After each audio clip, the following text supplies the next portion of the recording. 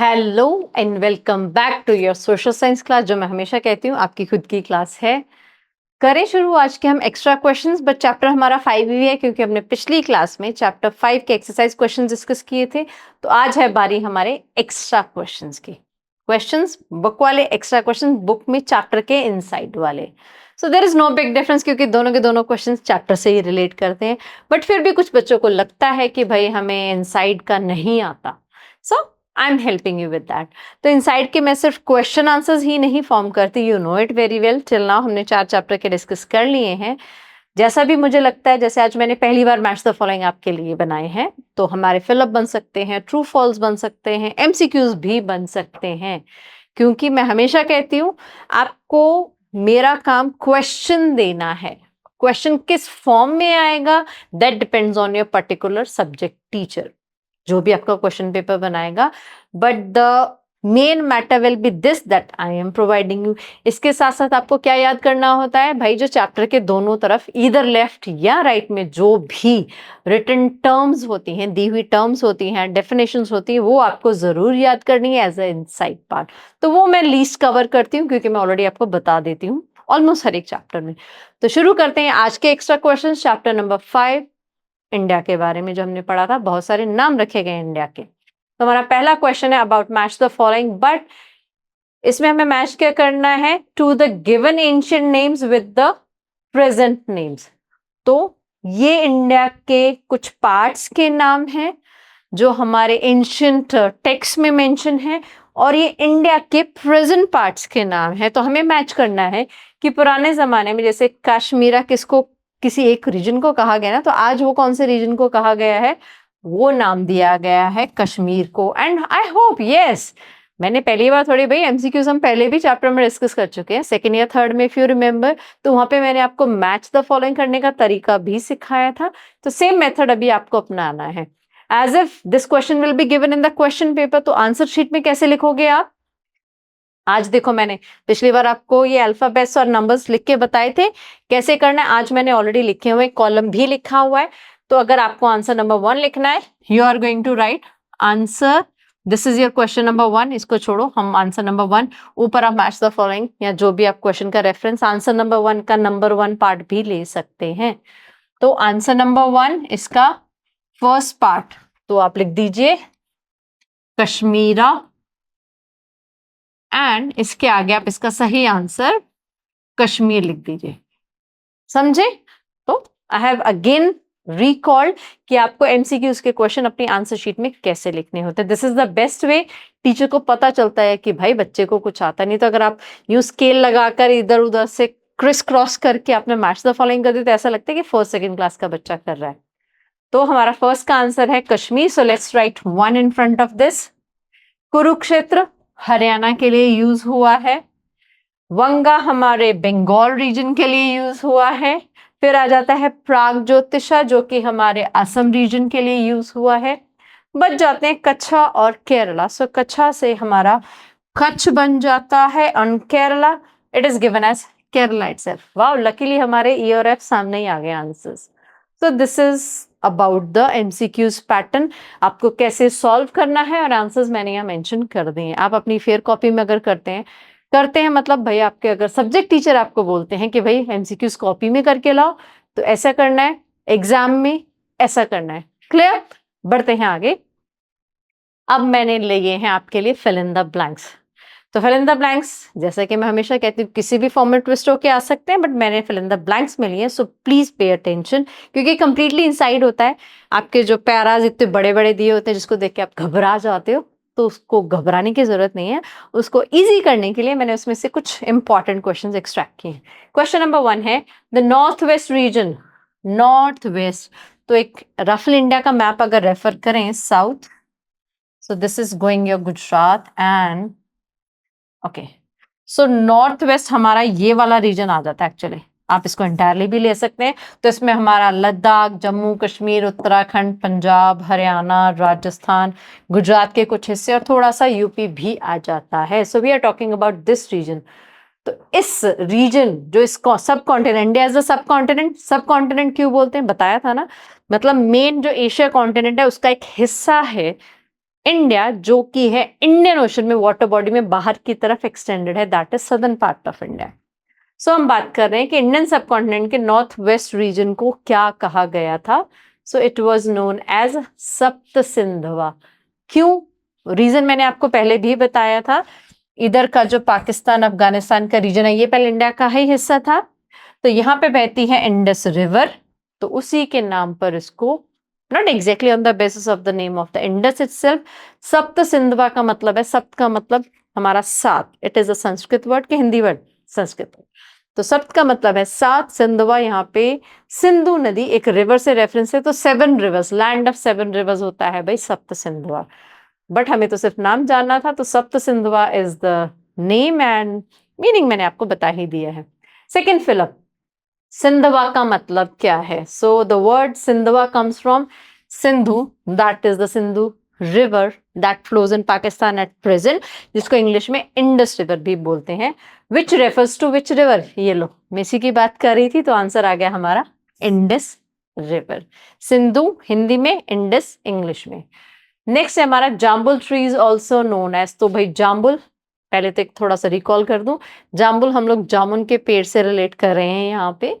तो in the ancient text Mahabharata में particularly India को जाम्बुल द्वीपा कहा गया है कि भाई यहाँ पे जामुन के पेड़ बहुत हैं।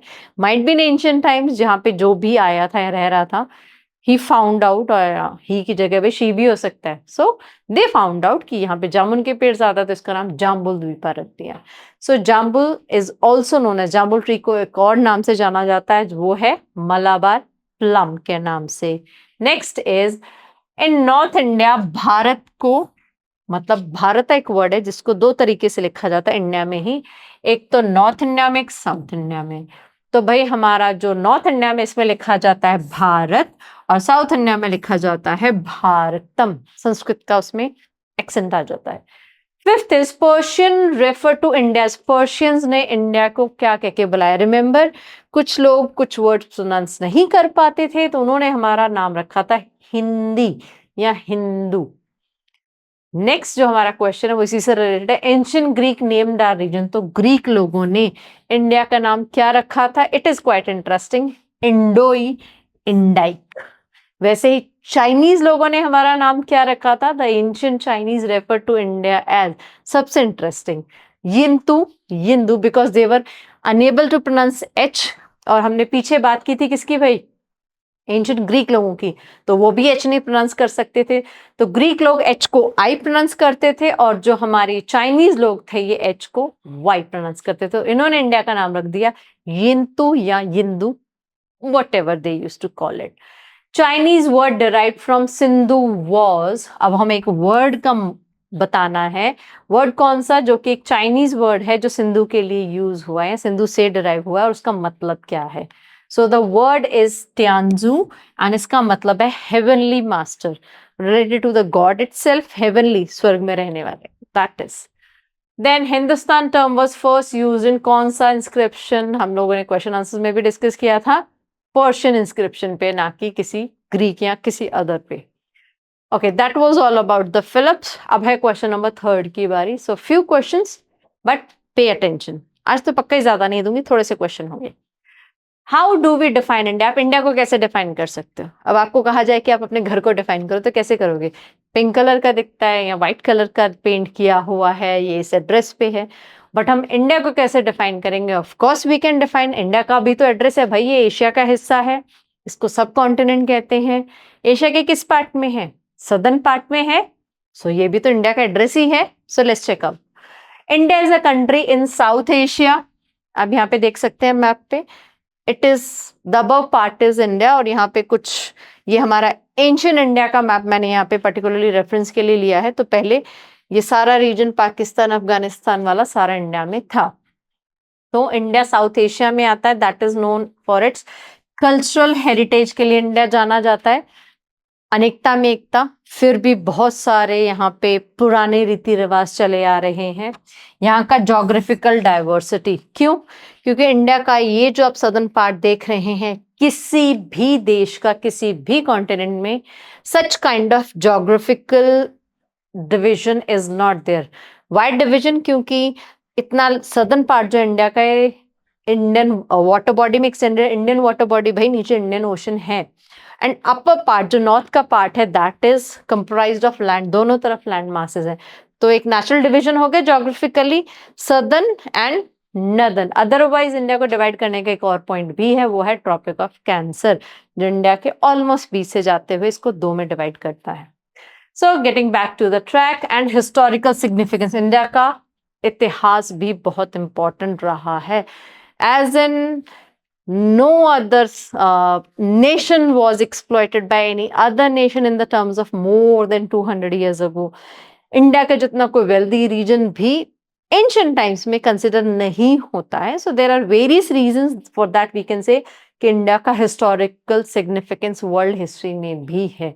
इंडिया एक इकलौता देश था जिस पर पूरी दुनिया भर के लोग आंख लगाए हुए थे, उसको ओवरकम करना चाहते थे, but who succeeded? Britishers. So it is often called the land of unity and diversity. India को land of unity and diversity, एकता में अनेकता का land भी कहा जाता है, क्योंकि भाई so many states are there, so many geographical features. आप ये white part देख रहे हैं, these are the Himalayas. फिर हमारे यहाँ mountains भी हैं, these are snow covered mountains, Himalayas. Himalayas के विदाउट स्नो कवरिंग वाले भी, मतलब लोअर हिमालयाज भी हैं जिनको शिवालिक भी कहा जाता है। फिर हमारे यहाँ प्लेट्यूज भी आ जाते हैं। सो इंडिया में geographical diversity, cultural diversity, religious diversity, diversity है, फिर भी we are unitedly known as Indians. So ये बहुत बड़ा अपने आप में एक अच्छा टॉपिक है, डिस्कशन के लायक भी है कि भाई इंडिया का जो यूनिटी एंड डाइवर्सिटी है, एक्सप्लेन इट, तो हम बहुत सारे कंटेक्स्ट में समझा सकते हैं। Question number 4, what were the ancient names for India? जैसे कि मैंने पहले के कुछ क्वेश्चंस में, शायद क्वेश्चंस वाले में भी समझाया होगा आपको कि इंडिया के बहुत सारे नाम रखे हैं जो बहुत सारी रिलीजियस टेक्स्ट से लिए गए हैं। कुछ लोग जो फॉरेन ट्रैवलर्स इंडिया में आए थे उन्होंने भी नाम रखे थे इंडिया के। सो this is the India's ancient map, again just for the reference. और ये कुछ इंडिया के पुराने नाम हैं, मेलुहा, भारत, भारतवर्षा, आर्यभट्टा, जाम्बुद्वीपा, देन हिंदू, हिंदुस्तान, इंडिया, बहुत सारे नाम रखे गए। अगर हम हमारी बुक की बात करें तो उसमें ये कुछ नाम भी फेमस हैं। जाम्बुद्वीपा मैंने बता ही दिया था, इसका ओरिजिनल जाम्बुल है ट्री का नाम, बट हम वहां से एक्सट्रैक्ट करते हैं वर्ड को तो जाम्बुद्वीपा बन जाता है। भारतवर्षा, इंडोई, हिंदुस्तान, आर्यवर्त, और अभी तो मैंने लिखे नहीं भाई, यिंतु भी था, इंडोई, इंडाइक, तो वो सारे ना, इंडोई आ गया, इंडाइक रह गया हमारा, यिंतु रह गया हमारा। So there are various other names. Of course India तो इसमें मैंने ऐड ही नहीं किया, वो यहाँ पे इंडिविजुअली लिखा हुआ है India. So these are the few names that we know about. Next question, what does the term Sapta Sindhava? ये भी मैंने एक्सप्लेन कर दिया है 2 बार, आई थिंक हमारे क्वेश्चन आंसर्स के डिस्कशन में ही। फिर से एक बार कर लेते हैं और याद हो जाएगा। तो सप्त का मतलब मैंने पहले ही बताया था, 7 एंड रिवर्स, सिंधवा का मतलब है, so this means land of the 7 rivers, and you can see over here it is the land of भाई 7 rivers we are talking about। तो ये है हमारा, completely तो नहीं कहूंगी, but this is the major part of Pakistan shown in this map, क्योंकि Indus reverse की ट्रिब्यूटरीज हैं, जैसे कि हमारी झेलम, रावी, चिनाब, ब्यास, सतलज, ये सारी, तो लैंड ऑफ 7 रिवर्स। ठीक है, नेक्स्ट क्वेश्चन, महाभारता में India is referred by which names? Mahabharata में इंडिया को किन नामों से एड्रेस किया गया है, इंडिया के रीजन को किन नामों से एड्रेस किया गया है? So 2 particularly, Bharatvarsha and Jambudvipa. Good to go. अच्छा, ये मैंने आपको फिर से एक बार एक एंशिएंट इंडिया का मैप, ये आप देख सकते हैं, सदर्न पार्ट और ये northern part. So few names are mentioned on to it. Next question है, what do the terms Bharatvarsh and Jambudvipa stands for? हमने नाम तो बहुत सुन लिया, भारतवर्षा, जाम्बुद्वीपा, बट इनका ऑथेंटिक मीनिंग क्या है? क्योंकि ज्यादातर जो वर्ड, ज्यादा क्यों भाई, most of the words do carry their meaning, क्योंकि हम लोग वर्थलेस वर्ड्स को तो यूज करते ही नहीं अपनी वोकैबुलरी में। भाई जिन वर्ड्स को बोलने का ही नहीं को मतलब, उनको यूज ही क्यों करेंगे? सो वी कैन से कुछ ज्यादा इंपॉर्टेंस लिए वर्ड होते हैं, कुछ कम, जैसे कि वो मेन वर्ड को हेल्प करते हैं। अब मैं ग्रामर नहीं पढ़ाऊंगी, getting back to the answer itself. तो Bharatvarsha means the country of the Bharata, one of the main वैदिक ग्रुप्स ऑफ पीपल। तो भारता ऑथेंटिकली एक ग्रुप ऑफ पीपल को रेफर किया गया है, and they were not originally from India, they have come from central Asia, ऐसा कहा गया है हिस्टोरिकल बुक्स में। एंड जाम्बुल द्वीपा का the island of the fruit of the jamun tree, जो मैंने आपको पहले भी बताया था, जाम्बुल जामुन, इसको मलाबार प्लम भी बोलते हैं। Next question, which phrase is used in Hindi version of the constitution to address India? तो कॉन्स्टिट्यूशन में ऐसा कौन सा फ्रेज होता है comprising few words and it is a meaningful and heavy phrase itself, जो कि वर्ल्ड चेंजिंग पोटेंशियल रखता है, काइंड ऑफ दैट थिंग। तो कॉन्स्टिट्यूशन में इंडिया को एड्रेस करने के लिए ऐसा क्या कहा गया है? तो इंडिया को कहा गया है भारत अर्थात इंडिया, एंड इसके इंग्लिश वर्जन में India also known as Bharat, that is. And ये है हमारे कॉन्स्टिट्यूशन की किताब, उसका first page, not the first page, it is actually the cover of the constitution of Indian book. Constitution क्या है? A quick recall, it is a book of law according to which a government runs its nation. So this is the overview of the book's cover, that is the Constitution of India. Next question, which Chinese traveler visited India in 7th century? तो 7th century में कौन से Chinese traveler आए India में, and वो अपने साथ क्या ले गए? क्या ले गए? लूट के लेके गए? No, Chinese didn't exploited India in any way, उल्टा उन्होंने इंडिया से बहुत कुछ सीखा according to them. So how so? तो ये जो हमारे चाइनीज ट्रैवलर की आप फोटो देख रहे हैं, इनका नाम है हिनसांग, जिनको कि शुआनजैंग भी कहा जाता है, शुआनजैंग, ठीक है। और इनका जो हम इंडियन रिसोर्सेज में नाम पढ़ते हैं वो है Hiuen Tsang. He travel India in 7th century, वो यहाँ पर 17 साल तक रहे, एंड जब वो वापस गए तो अपने साथ कुछ बुद्धिस्ट टेक्स्ट ले गए ओरिजिनल, वहां पे जाके उन्होंने इसका संस्कृत से चाइनीज लैंग्वेज में ट्रांसलेशन किया। इसका मतलब जब वो 17 साल इंडिया में रहे तो they must have learn the Sanskrit language. अब उन्होंने संस्कृत की ही क्यों याद की? तो इसके दो रीजंस हो सकते हैं। एक तो भाई द टाइम ही visited India 7th century, Sanskrit was the language to be used in common by the educated people. Other thing, इनके बुद्धिस्ट टेक्स्ट संस्कृत में ही लिखे गए थे, so might be that can be the reason कि इन्होंने संस्कृत पढ़ी। So this is all about the questions answer। और हमारा आज का लास्ट क्वेश्चन, अभी तो खुश हो जाओ भाई, लास्ट है, अच्छे से पढ़ लो। Which Indian text or ancient text suggests that Bharata became the general name used for Indian subcontinent? तो किस ancient text से पता चलता है कि इंडियन सबकॉन्टिनेंट को भारता, फाइनली जो एक सबसे ज्यादा पॉपुलर नाम हुआ वो हुआ भारता? तो वो है भाई हमारे विष्णु पुराण बुक से। Vishnu Purana again an ancient Hindu religious text. So that was all about our today's भाई social science class for chapter 5। उसके इनसाइड एंड बुक वर्क के क्वेश्चन आंसर दोनों खत्म होते हैं। जल्दी ही हम मिलेंगे चैप्टर 6 के क्वेश्चंस और इनसाइड क्वेश्चंस के डिस्कशन के साथ। तब तक please keep on learning. You can learn the answers as you can see the answers, so copy down in your book, notebook, wherever you want to. पढ़ते रहिए, मिलते हैं नेक्स्ट क्लास में, तब तक के लिए टेक केयर, बाय बाय।